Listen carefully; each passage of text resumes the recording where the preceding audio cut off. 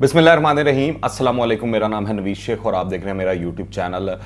लोग कह रहे हैं कि मर गए, लुट गए, कप्तान के इनकलाब ने मुल्क को क्रैश कर दिया और फिर चौधरी सरवर की ज़बान से सच जो है वो भी निकलना शुरू हो चुका है और इस तरह लग रहा है कि वो जो एक सफ़ा था कहीं वो फट चुका है। मुझे लगता है कि हमारे मुल्क का निज़ाम जो है इस वक्त अथल पथल हो चुका है, शायद आखिरी सांसें ले रहा है। ये जो हाइब्रिड रजीम चल रही है, जिसके जी में जो आ रहा है वो कर रहा है, कोई कानून, कोई ज़ाब्ता, कोई कायदा कहीं नज़र नहीं आ रहा है। अदालत, हुकूमत, सियासत, कोई किसी के साथ एक पेज पर इस वक्त नहीं दिखाई दे रहा है। जो तब्दीली लाई गई थी वो तब्दीली ऐसी है जिसमें लेने के देने पड़ चुके हैं।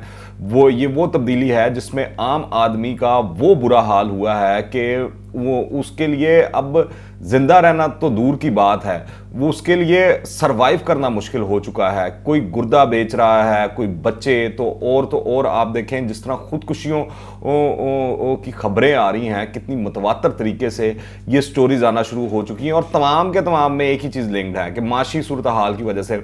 अभी 2 रोज़ पहले कराची के अंदर एक बेरोजगार शख्स जिसका नाम था ज़हूर हसन आबदी, उसने फेडरल बी एरिया के एक मॉल की छत से नीचे कूद कर अपनी जान खत्म कर ली। जब उसके घर वालों से रब्ता किया गया तो बताया गया कि काफ़ी अरसे से बेरोजगार था और माशी मसाइल की वजह से उस शख्स ने खुदकुशी कर दी। और ऐसी खबरें अब आप अखबारात उठाएं, टीवी चैनल ऑन करें तो आपको मुतवातर सामने आती रहती हैं और कोई रोज़ ना रोज़ इस तरह की अफसोसनाक खबर सामने आती है। वजह क्या है कि इस मुल्क के अंदर बेरोजगारी जो है वो हद से ज़्यादा बढ़ चुकी है, महंगाई जो है वो हद से ज़्यादा बढ़ चुकी है, जो चीज़ें हैं वो अवाम की पहुंच से दूर हो चुकी हैं।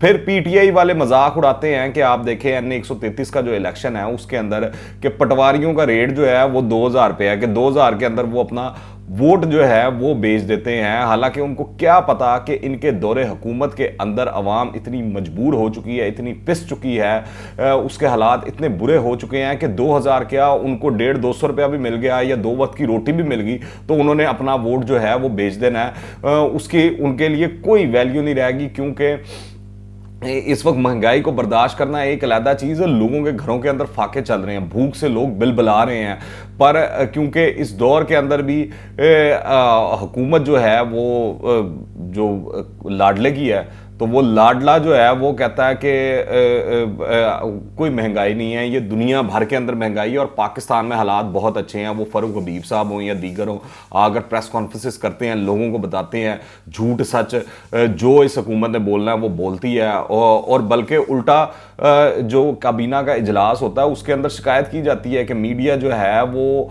हुकूमत के हवाले से गलत खबरें फैला रहा है, गलत खबरें चीज़ें लोगों को दिखा रहा है, हालांकि अपने गिरेबान में नहीं झांक रहे हैं कि किस तरह महंगाई ऊपर जा रही है। ये अभी पेट्रोल वाला जो मामला हुआ कि इंटरनेशनल मार्केट्स के अंदर पेट्रोल की कीमतें मतवातर नीचे गई हैं।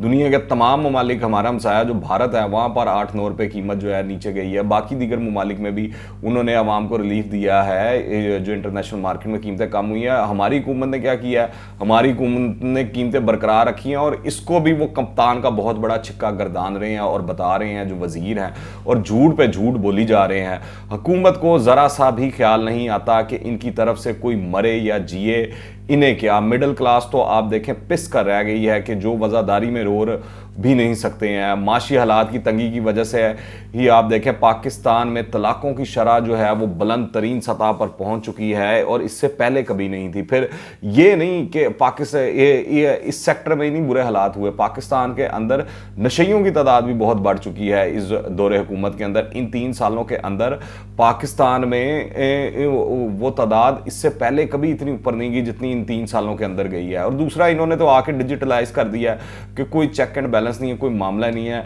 रोज़ाना जो है तब्दीली पर तब्दीली, कभी जो है आईजी पंजाब बदला जाता है तो कभी सेक्रेटरी खजाना बदल दिया जाता है। अभी कल ही दोबारा 5 महीने के 6 महीने बाद सेक्रेटरी खजाना को फिर रफू चक्कर कर दिया, कागज़ थमा दिया कि आप घर जाएं। तो ये मामलात हैं, रोज़ तो उथल पथल करते रहते हैं, तो हुकूमत चलनी कैसे है। मुल्क के मसाइल के ऊपर आप देखें किसी की कोई नज़र नहीं है और लोग वीडियो खेल रहे हैं और हमारा मीडिया भी इस खेल के अंदर पूरा शरीक है और इसके पीछे लगा हुआ है। स्टॉक मार्केट में जो कल कहर बरसा है, बल्कि यूं कहना चाहिए कि जो क़यामत खेज मंजर था उसको अगर बयान किया जाए तो आसान अल्फाजों में यही कहा जा सकता है कि चंद मिनटों के अंदर जो अरबपति थे वो कंगले हो गए, क्योंकि कल के दिन के अंदर सिर्फ स्टॉक मार्केट के अंदर 332 अरब रुपए जो हैं सरमायाकारों के डूब चुके हैं। 2000 से जायद पॉइंट से नीचे स्टॉक मार्केट क्रैश कर गई है, बल्कि बर्बाद होगी, तबाह बर्बाद होगी। और इसको भी अब इमरान खान और उनके जो वजीर हैं अब वो कोई चीज़ दूर की कौड़ी ढूंढ के लाएंगे और वो कहेंगे कि ये तमाम मसाइल की जिम्मेदार जो है वो नवाज शरीफ था, उनकी हुकूमत थी, क्योंकि महंगाई हो, मईशत हो, डॉलर ऊपर जा रहा हो, तेल की कीमतें ऊपर जा रही हो, बिजली की लोड शेडिंग हो, गैस की लोड शेडिंग हो, बिजली अगर वाफर होगी या तब भी हर चीज़, हर मसले की जड़ जो है वो पिछली हुकूमत पर डाल देते हैं, नवाज शरीफ के ऊपर डाल देते हैं। तो ये जो सरमायाकारों के पैसे डूबे हैं, जो मईशत को इतना बड़ा डेंट डला है इनके दौरे हुकूमत में, उसका भी सारा का सारा मलबा जो है इन्होंने उठा के नवाज शरीफ पर डाल देना है। वैसे इसके ऊपर शहबाज शरीफ ने कहा कि स्टॉक्स चेंज नहीं, हुकूमत की माशी पॉलिसी और इकदाम जो हैं वो क्रैश हो गए हैं, और ये बिल्कुल ठीक बात है, इसमें कोई दूसरी दो राय नहीं है कि अब जो हुकूमत के हामी हैं वो बड़ी बड़ी जुबानें निकाल कर वो बोल रहे हैं कि हुकूमत ने ये जुल्म किया है लोगों के साथ, ये जुल्म किया है मुल्क के साथ, ये जुल्म किया है मईशत के साथ। कामरान खान साहब जो इमरान खान की जो कसीदे पढ़ते पढ़ते नहीं थकते थे, अब वो ऐसी ऐसी वीडियोस ला रहे हैं, ट्वीट्स ला रहे हैं, चीज़ें कर रहे हैं, जिससे मालूम होता है कि हवाओं का रुख जो है वो बदल चुका है, क्योंकि सब जानते हैं कामरान खान किसकी ज़ुबान बोलते हैं। फिर आप देखें साबिक वज़ीर आज़म शाहिद खाकान अब्बासी ने प्रेस कॉन्फ्रेंस की, उन्होंने कहा कि मुल्क में महंगाई से बड़ी नेशनल सिक्योरिटी कौन सी है, दफा के अखराजात और तनख्वाहों के लिए भी कर्जे लेने पड़ रहे हैं। ये करप्शन और नालायकी का अहम नमूना है। हुकूमत अवाम के सामने इतराफ़ करे कि वो नाकाम हो चुकी है, ये नहीं करेंगे इतराफ़, ये जितना मर्जी आप रो धो लें, इनको गिरबान से पकड़ के ठुड्डे मार के यहाँ से निकालना पड़ना है। उसकी वजह ये है कि ये समझते हैं कि इनसे बेहतर कोई है ही नहीं, इनसे ज़्यादा अक्लमंद कोई है ही नहीं। हालांकि हकीकत ये है इनसे ज़्यादा बेवकूफ़ और इनसे ज़्यादा नकम्मा कोई है ही नहीं। तो दूसरी जानिब आप देखें, क्योंकि इनकी अपनी सफ़ों के अंदर तजाद मौजूद है, इनके अपने जो लोग हैं वो अब बोलना शुरू हो चुके हैं। लंदन में मौजूद जो गवर्नर पंजाब हैं चौधरी सरवर, वो फट पड़े हैं और वो रोज़ इंकशाफ पे इंकशाफ किए जा रहे हैं। वो जिस सेमिनार में जाते हैं, तकरीब में जाते हैं, कोई ना कोई ऐसी चूंडी काट देते हैं कि वो जाके इमरान खान को लग जाती है। उन्होंने अब हालिया कहा कि IMF ने $6 बिलियन कर्ज के बदले हमारा सब कुछ लिखवा लिया है। फिर वो कहते हैं कि जिस मुल्क में सजा और जजा का निज़ाम नहीं वो नहीं चल सकता है। अब एग्जैक्टली मैं सुनवा देता हूं उन्होंने क्या कहा है, जरा सुने। टोटल हमें $6 बिलियन देना है over the period of 3 years. $2 billion उन्होंने सालाना हमें देना है और हमारी हर चीज उन्होंने लिखवा ली है। और ओवरसीज पाकिस्तानी, और वो लोन है, चैरिटी नहीं है, लोन है, हर चीज लिखवा ली उन्होंने। $6 बिलियन देके 3 सालों में देना है। आपने सुन ही लिया कि चौधरी सरवर ने क्या कहा और कितने वो भरे बैठे हैं, और इस तरह लगता है कि इमरान खान साहब ने उनसे भी बहुत ज़्यादा वादे किए और उनको बहुत ही ख्वाबो ख्याल की दुनिया में रखा, पर वो तमाम के तमाम वादे, तमाम के तमाम ख्वाब चौधरी सरवर साहब के टूट चुके हैं, क्योंकि अब इलेक्शन करीब आ चुका है और उनको भी अवामी आदमी अवाम के अंदर उठते बैठते हैं। उनको पता है कि लोग क्या राय रखते हैं हुकूमत के बारे में और ख़ास तौर पर इमरान खान की तब्दीली के बारे में। दूसरी जानिब हुकूमत बज़िद है कि इलेक्शन करवाना है तो EVM के ज़रिए ही करवाना है। इस पर राना सनाउल्लाह तो धमकी दे चुके हैं नून लीग के कि हुकूमत ने ज़बरदस्ती इलेक्ट्रॉनिक वोटिंग मशीन के ज़रिए इलेक्शन कराने की कोशिश की तो अपोजिशन तहरीक लब्बैक पाकिस्तान मॉडल अपनाएगी। सिर्फ नून लीग ही नहीं, जो इत्तेहादी जमातें हैं जैसे काफ लीग वगैरह, उनको भी इस पर तहफ़्फ़ुज़ात हैं, वो हुकूमत ने मेरे ख्याल से दूर कर लिए हैं, पर उनको भी बहुत शदीद तहफ़्फ़ुज़ात रहे।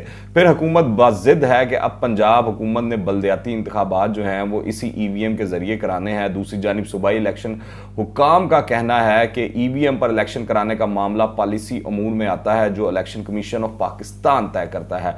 मौजूदा हुकूमत में सूरत हाल ये हो चुकी है कि आज़ादी इज़हार के हवाले से, जिस तरह मैंने आपको बात किया कि कल कैबिनेट मीटिंग के अंदर भी बड़ा शोर मचा, ख़ास तौर पर जियो TV के हवाले से, कि वो जो है वो अच्छी खबरें नहीं चलाता हुकूमत के हवाले से, सिर्फ ख़राब खबरें चलाता है। जब चीनी का रेट बढ़ जाता है तो वो बताता है, जब कम होता नहीं बताता, जब पेट्रोल का रेट बढ़ जाता तब बताता, जब नहीं बढ़ता तो तब नहीं बताता। तो इस तरह की वो वज़ीरों की जो थी वो रोना धोना था कल कैबिनेट के इजलास में कि आप देखें कि मुल्की मसाइल इनके लिए अहम नहीं है, जो गरीबों के और जो आवाम पिस रही है वो मसाइल अहम नहीं है, इनके लिए ये अहम है कि लोग इनके बारे में क्या कह रहे हैं। मौजूदा हुकूमत में सूरत हाल ये हो चुकी है कि पाकिस्तान आज़ादी इजहार के हवाले से 180 मुल्कों की फहरिस्त में 145वें नंबर पर आ चुका है। ये वही इमरान खान है जो कहा करता था कि जो मैं मगरिब में रहा हूँ, मुझे मगरिब का बहुत पड़ता है और वहाँ पर जमहूरियत के अंदर आप जो है मीडिया का आज़ाद होना लाजिम मलजूम है, मीडिया की आज़ादी के बगैर जमहूरियत नहीं चल सकती। पर यहाँ पर अब सब कुछ हवा हो चुका है। सरकारी अदारों के अंदर यहाँ तक कि करप्शन के नर्ख जो हैं वो बढ़ चुके हैं। कल कैबिनेट इजलास के अंदर वुज़रा ने बड़ा रोना पिटना डाला। उन्होंने कहा कि हमारा तो कोई कसूर ही नहीं, सारी करप्शन जो है, सारी मसले की जड़ जो है वो ब्यूरोक्रेसी है। यानी कि अब अपोजिशन के बाद, नून लीग के बाद और पीपल्स पार्टी के बाद अब इन्होंने सारा मलबा जो है ब्यूरोक्रेसी पर डालना शुरू कर दिया है। ये दूध के धूले हैं, इन्होंने कुछ नहीं किया। फिर कोरोना वायरस के लिए मखसूस फंड में जो बेज़ाब्तियाँ हुई हैं वो बैनुल अक़वामी इदारों के दबाव पर रिपोर्ट तो जारी होगी, मगर अभी तक ये मालूम नहीं हो सका है कि जिम्मेदारान के खिलाफ किस किस्म की कार्रवाई की तैयारी हो रही है, किसी को सजा भी हुई है या पत्थर हजम लक्कड़ हजम वाला मामला जो है वो चल पड़ा है कि खाया पिया हजम हो गया सारा कुछ, गिलास तोड़ा बारह ने। तो ये वाला मामला है कि पूरी की पूरी जो करप्शन स्कैंडल है, पंडोरा पेपर्स, उसका इस हुकूमत ने क्या किया। हुकूमत के हर वजीर का उसके अंदर नाम था। बंदा इनसे पूछे ना, इमरान खान साहब से पूछे ना, पर इमरान खान साहब के पास इन सवालों का कोई जवाब नहीं है। इमरान खान हर चीज़ का मलबा जो है वो गुज़िश्ता हुकूमतों पर डालते रहेंगे और इसी तरह 5 साल पूरे कर लेंगे और 5 साल बाद आकर कहेंगे कि मुझे फिर दोबारा वोट दो। इमरान खान और PTI करप्शन के खात्मे का नारा दिन रात बुलंद करते हैं, मगर इनके अपने दौर में करप्शन के हवाले से हालात जो हैं वो बढ़ते ही जा रहे हैं। दिन दुगनी रात चुगनी तरक्की होती जा रही है। जो जो स्कैंडल आ रहे हैं, जो जो चीज़ें सामने आ रही हैं वो सबके सामने हैं। सवाल ये है कि पाकिस्तान में चूहे बिल्ली का खेल कब तक खेला जाता रहेगा। 22 करोड़ आवाम अगर इक़्तिदार का मंबा और सरचश्मा है तो फिर वो कौन है जो इन 22 करोड़ को जहन्नुम में धकेल कर खुद मुक्तदर और किंग मेकर बने बैठे हैं। आखिर हमारी किस्मत में ऐसी नॉर्मल रियासत बनना क्यों नहीं लिखा जिसमें 22 करोड़ आवाम अपनी तकदीर के आप मालिक हों, जहां आइन, पार्लियामेंट, जमहूरियत, इंसानी हकूक और आज़ादी इजहार का बोलबाला हो। इसलिए मैं ये कहने के ऊपर मजबूर हूँ कि पाकिस्तान में जमहूरियत का किरदार बहुत ही मशकूक नज़र आ रहा है और ये इन जैसे जो पैराशूटर्स हैं उनकी वजह से हुआ है। सच ये है कि साफ चली शफाफ चली का भांडा जो है वो बीच चौराहे फूट चुका है। इस हुकूमत का ज़मीनी हकायक से कोई ताल्लुक़ नहीं और ज़मीनी हकायक ये हैं कि हुक्मरान याद रखें, अल्लाह की लाठी बड़ी बेआवाज़ है, वो लगनी ज़रूर होती है, आज लगे या कल लगे, और सदा ये कुर्सी नहीं रहनी। इमरान खान को ये याद रखना चाहिए, वो जो कुछ कर रहे हैं ये सब कुछ उनके सामने आएगा। 2018 के अंदर जो गलती की गई उसकी सज़ा इस तरह लगता है कि अब दहाइयों कौम को बर्दाश्त करना पड़ेगी और जो लेकर आए हैं इमरान खान को उनको भी बर्दाश्त करना पड़ेगी। आप इस हवाले से क्या राय रखते हैं नीचे कमेंट्स में लाजमी बताइएगा। अगर आपने अभी तक इस चैनल को सब्सक्राइब नहीं किया तो इस चैनल को सब्सक्राइब कर लें। दुआ में याद रखें। अंटिल द नेक्स्ट टाइम, अल्लाह हाफ़िज़।